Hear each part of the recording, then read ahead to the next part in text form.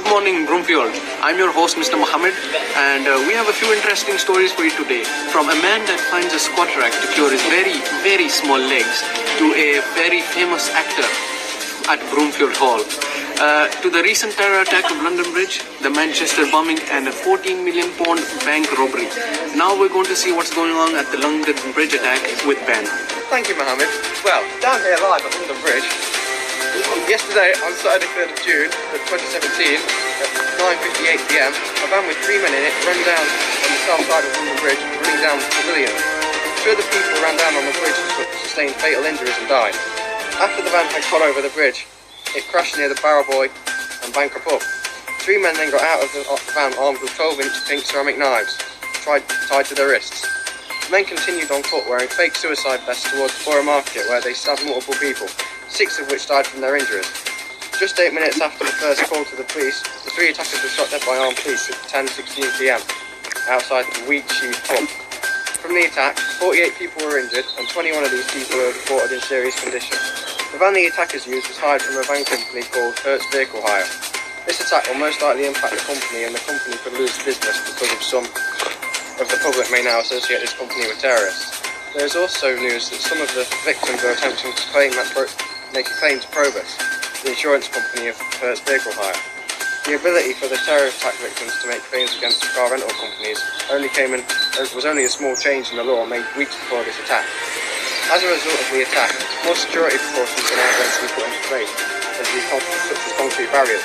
These barriers are going to be put in place along London Bridge to prevent vehicles from being able to mount the pavement as a direct result from the attack. They are also considering putting armed police in the area. The police responded very fast to this attack, managing to stop the threat and shoot all 3 of the attackers dead within 8 minutes of the first phone call. The consequences of this attack on the general public will be quite severe. Many people are saying that they will feel unsafe and are concerned that they are exposed to more threats like this. Some people are also saying that they think there should have been something in place before to stop the attack from happening, and that there should have been more protection for pedestrians on the bridge. However, a lot of people are saying that they are very impressed with how the police responded so quickly and how they dealt with the threat. Most people are now saying that they have a lot more trust in the police than they did before this attack. The consequences of this attack on the police and other security workers is quite positive. People are giving a lot of praise to an off-duty police officer who was on the bridge at the time of the attack and thought one of the attackers was back on. This police officer received a lot of credit for his bravery, and the police are also receiving a lot of credit for their response. The off-duty officer who was on the bridge, who thought one of the attackers could be at risk of PTSD. This could lead to them having to take time off, and might even mean that they cannot go back to work. These attacks could also give other people who might be plotting terrorist attacks ideas which could put more pressure on the police and MI5, if they are having to watch lots of people who might be a threat. An outcome of this could be that more people are commit terror attacks because of a lack of surveillance on the people who need it most. Overall, people have very mixed feelings about the situation so far. We will just have to see what happens. And now, back to you, Mr. Ali. EDL! It's all the Muslims' fault for this attack! EDL! Oh, what the hell are you guys doing? Anyway, back to the story. Yes, well, that was a very sad and tragic event. Lots of innocent lives lost. Lots of people are now losing faith in the police from preventing this. However, we are now going to hand you over to our correspondent, Mr. Savil. He is going to do a similar incident with the Manchester Arena bombing that took place. Over to you, Jimmy. Hello. Thank you, Mohammed. The Manchester Arena bombing was a suicide attack in Manchester on the 22nd of May 2017. It happened as people were leaving the Ariana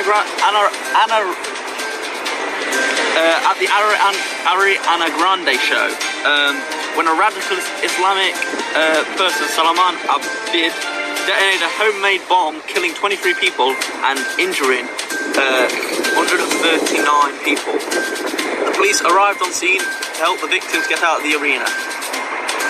The area was quickly locked down by the police, and the police and emergency services were in the area attending to all the wounded. Armed police shortly arrived later to neutralise any further threats that the terrorists could prevent. The consequences to the lack of security at the arena was the loss of lives, which killed 23 people, wounded 139 people, and injured 800 plus mentally. If the police didn't arrive on the scene when they did, another threat could have occurred. So the fast response by the emergency services was essential, just in case. There's a lot of things could have been prevented in the in the attack. If they had more security guards patrolling the arena, they could have spotted him and did a stop and search. They also added facial recognition. It's a more expensive feature. It costs millions to produce, but it identifies everyone's face and detects their criminal record, or if they're on the government watch list, which he was at the time. As well as that, if they had metal detectors at the entry of the arena, the nails would have been detected and they would have caught him. The fact that he was on the government watch list and was not stopped proves there was a lack of security and in the country and the government.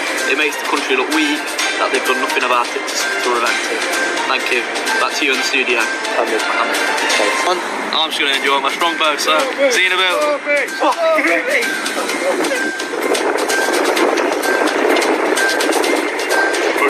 Hooligans. Thank you, Mr. Saville. That was very interesting. Unfortunately, Jimmy didn't quite get to cover all the details about the event due to the football hooligans.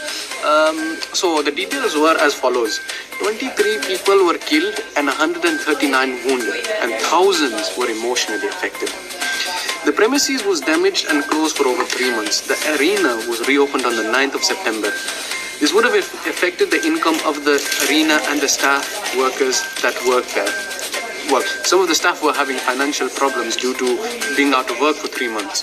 Not only was the premises affected, but the people's property was affected too. In the chaos, people will have left valuables in the arena in the desperate need to escape. Their property would have been stolen or lost. But I must say, all these terror attacks happening so close together, does it not make you worry? Anyway, now over to a smaller story, yet still quite shocking, ladies and gentlemen. It's from a man by the name of Butler. He discovered a squat rack for the first time in 47 years that cured his very petite legs. Very shocking. And now in other news, Broomfield Hall just hired a famous actor by the name of Jason Statham. Anyhow, now we're going over to my friend Mr. Butler, where he's going to talk about a story we covered not too long ago about the Hatton Garden heist. Take it away, Rob. Thank you, Mohammed. I'm here at the Hatton Garden in London. Yeah, so could you describe what happened over there? A group of thieves broke into the garden safe deposit and stole up to 14 million worth of cash. So, who was affected down there in regards to the people there and the premise and whatnot? Well, there's a lot of damage done to the building because they used drills to steal the cash. People also began to lose faith in the security system. And what about property? Well, the property was damaged and it wasn't in use for weeks after that, and it took spent thousands on repairing it. Okay, so how do you think in the future this could be prevented? I think stricter security systems, more CCTV, and more awareness of what's around the area. So, could this have been prevented and avoided? I think so. I think if there were more guards and security around the area and watching people's behaviour around the building, it would have been prevented, as there were multiple people clearly acting strangely and suspiciously. Does this pose a threat to the UK?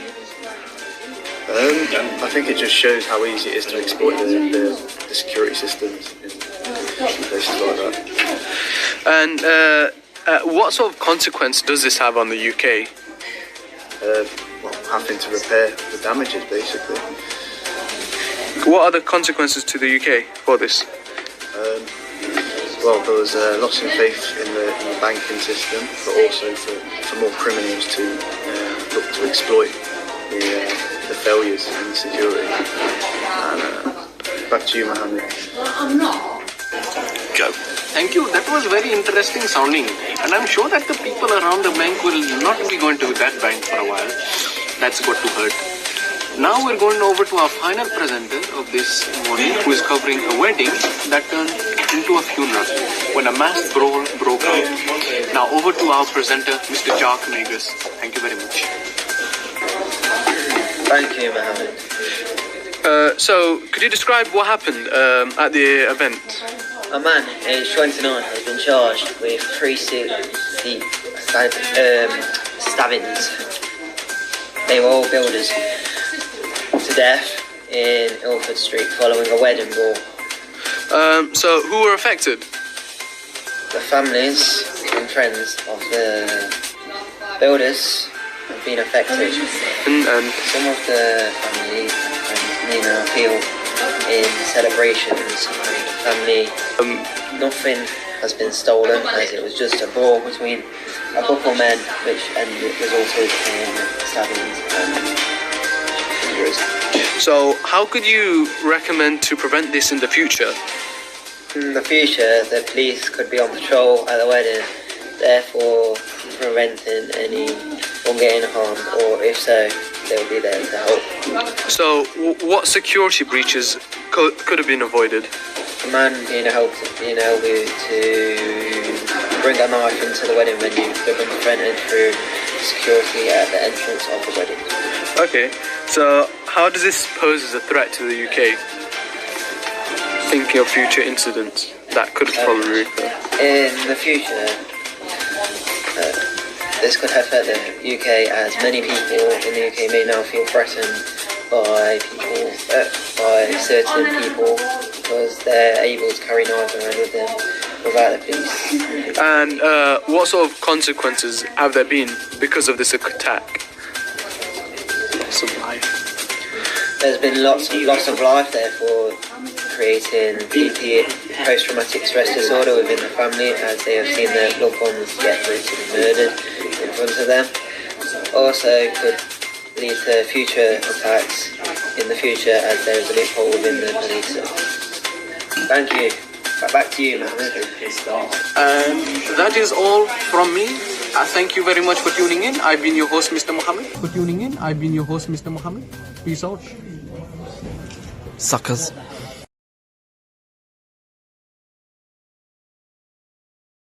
The fact that he was on the government watch list and was not stopped proves how the lack of security, how much of a lack of security. Are you listening? Are you focusing? The fact that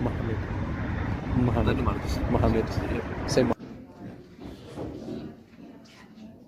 back to you. Of the wedding. Okay, so how does... The man being able to, there could be police on. In